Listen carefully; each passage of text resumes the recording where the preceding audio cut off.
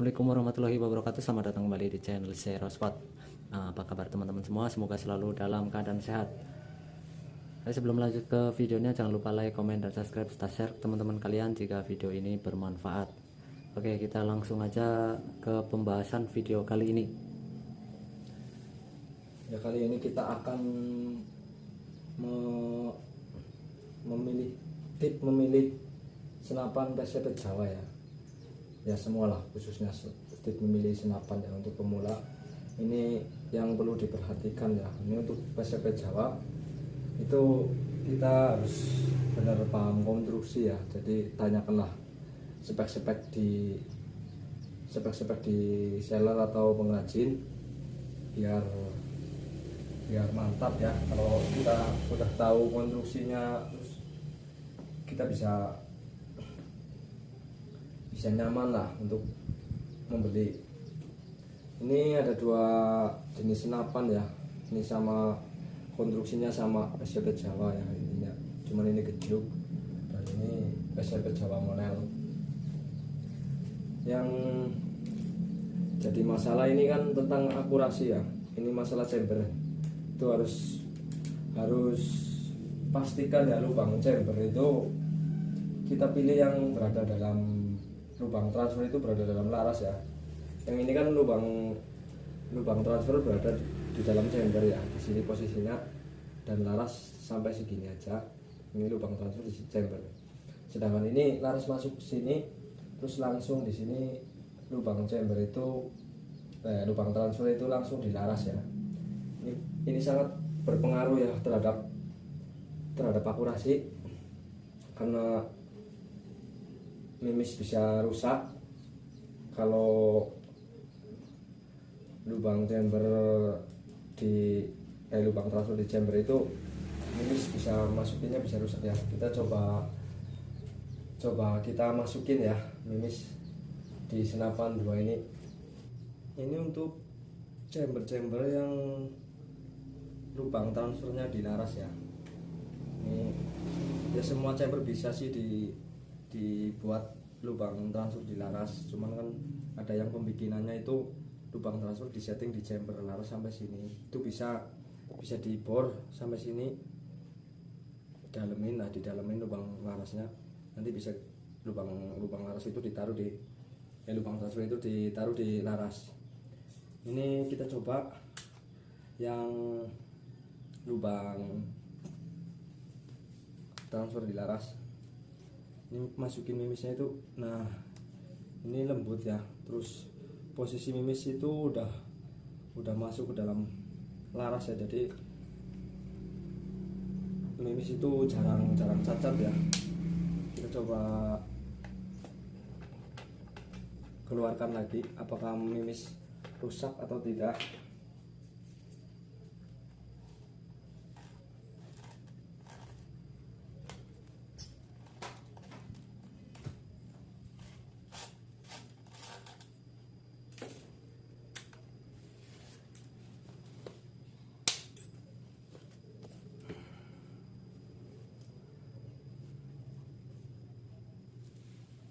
Masih utuh ya.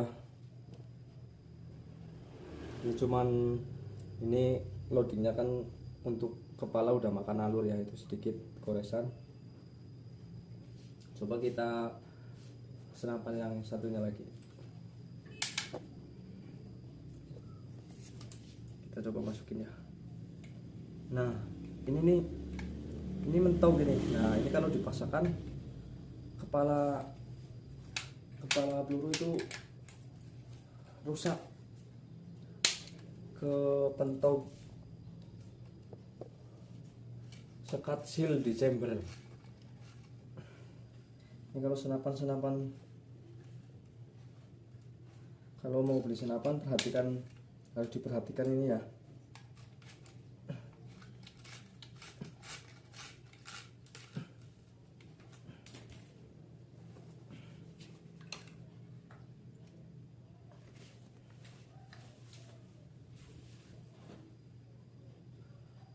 Nah, posisi mimis itu seperti ini. Ini kasus-kasus seperti ini banyak ya di senapan-senapan ya saya jumpai itu banyak ya, karena saya itu bukan cuma merakit aja, saya juga servis ya. Jadi sering menemui kendala laras seperti ini, chamber konstruksinya seperti ini. Ini mimis juga bengkok ya. Kita bilang apa sih? Ini rusak mimisnya, jadi mengakibatkan akurasi itu ngacak parah ya. Ini kita perjelas kenapa bisa parah. Kita bikin ilustrasi ya. Oh ini ya, ini biasanya kalau untuk lubang transfer di chamber ini udah masuk ruangan chamber ya, dan ini kamaran chamber. Biasanya kamaran peluru itu segini ya. Ini untuk kamaran peluru. Sekat ini laras, ini masih chamber ya. Ini dari ujung sini sampai belakang masih chamber, dan ini perbatasan antara laras dan chamber di sini ya. Ini laras. Nah, kenapa pelurunya bisa rusak? Biasanya itu di dalam chamber itu diameter tempat peluru sama diameter ruangan grendel itu lebih besar sedikit ya. Jadi fungsinya ini untuk menahan seal ya. Nah seperti ini seal, ini bagian seal. Nah untuk menutup laras biasanya kan ini dibikin semacam penyekat seal ya. Jadi kita masukin peluru, itu si mimis itu menabrak liriran ini ya. Jadi mengakibatkan tergores atau bahkan bisa penyok. Nah kurang lebih seperti ini. Nah ini untuk biasanya untuk kepala peluru udah masuk ke laras, cuman rok masih di dalam chamber. Nah ini lubang transfer. Nah yang mengakibatkan peluru rusak adalah sekat ini ya.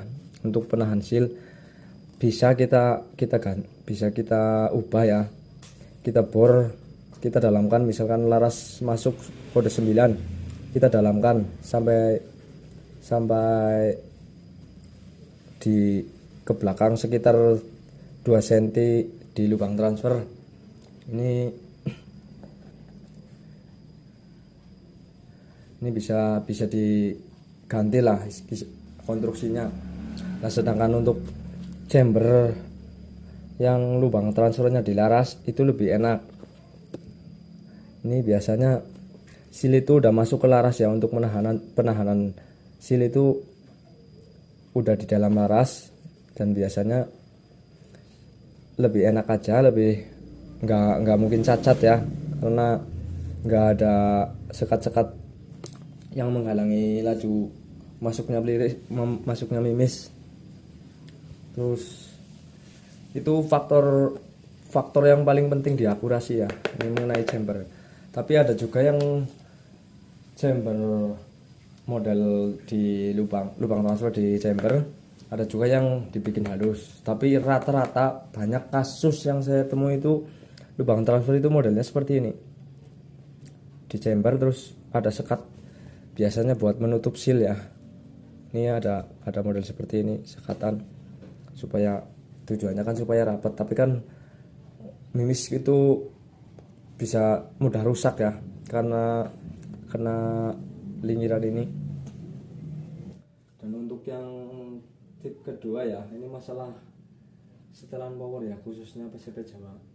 Kalau senapan yang tidak mempunyai setelan power itu biasanya cari stabil itu agak susah ya. Lebih baik kita cari yang punya setelan power ya, itu lebih enak. Jadi kalau angin terlalu besar kita bisa main power. Terus track, walaupun ini tracknya banyak tapi cukup tetap kurang untuk kalau tidak ada setelan power ya. Ini cepet si angin itu mimis itu semakin naik. Kalau angin tekanan angin di sini udah rendah, udah tinggal sedikit, mimis cepet naik ya. Intinya nggak stabil lah. Dan yang ketiga itu tentang keamanan ya, konstruksi. Ini cari yang seaman mungkin ya, kalau bisa cari yang model pen seperti ini ya. Ini kan udah di pen ya, ini dilubangin 4 mili, terus as 4 mili itu ditembus seperti ini, posisi malang ya. Jadi ini lebih aman yang model pen kayak gini. Ini kan semua pen. Nah, untuk kan ada senapan juga yang di sini itu cuma ada baut 2, itu sangat berisiko. Karena saya juga pernah mengalami, ya ada orang-orang yang pernah mengalami lah, dan itu senapannya saya servis kemudian itu ini baut 2, terus rumah valve belakang itu meledak ya, meluncur ke sini ya. Ini popor, terus tele itu hancur semua. Untung orang yang pemilik itu tidak apa-apa. Jadi ini cuma tahanan baut 2 di belakang. Itu saran saya di bawah. Itu saran saya kalau senapannya cuma ada baut 2 ditambahi 1 pen atau baut 2 lagi kanan kiri seperti ini ya. Ini lebih aman. Itu harus sangat diperhatikan ya untuk konstruksi ini. Masalahnya kan pada keselamatan nyawa kita ya. Terus dan untuk panjang tabung juga sangat berpengaruh ya. Ini volume, ini semakin panjang tabung itu semakin stabil ya. Jadi kalau tabungnya pendek itu mencari stabilnya itu susah. Terus power juga kurang maksimal kalau tabung pendek ya. Terus kemudian ini ya, ini dari bahan dural. Sebaiknya yang lebih bagus, lebih awet kita cari dari bahan kuningan ya. Itu lebih maksimal, lebih bagus dibandingkan bahan-bahan dural seperti ini. Ini biasanya cepet ada dural itu mengapur ya, seperti kapur lah. Itu bisa menyumbat inlet ya, bisa sering bocor. Ini di dalam pasti dural itu semua mengapur ya, istilahnya ya korosi lah tetap. Kalau dural sebaiknya lebih aman itu cari yang semua itu terbuat dari kuningan ya. Itu lebih awet dan lebih kuat.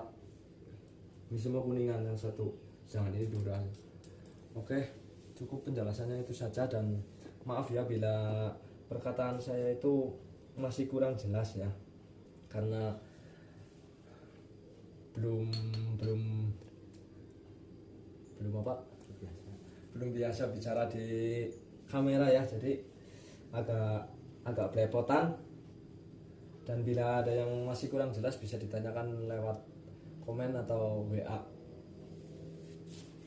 Ya cukup teman-teman, video pembahasan kali ini semoga bisa bermanfaat, dan jangan lupa like, comment, subscribe ya teman-teman, biar channel ini terus berkembang dan selalu mengedukasi teman-teman pecinta senapan. Oke, sampai ketemu di video selanjutnya. Wassalamualaikum warahmatullahi wabarakatuh.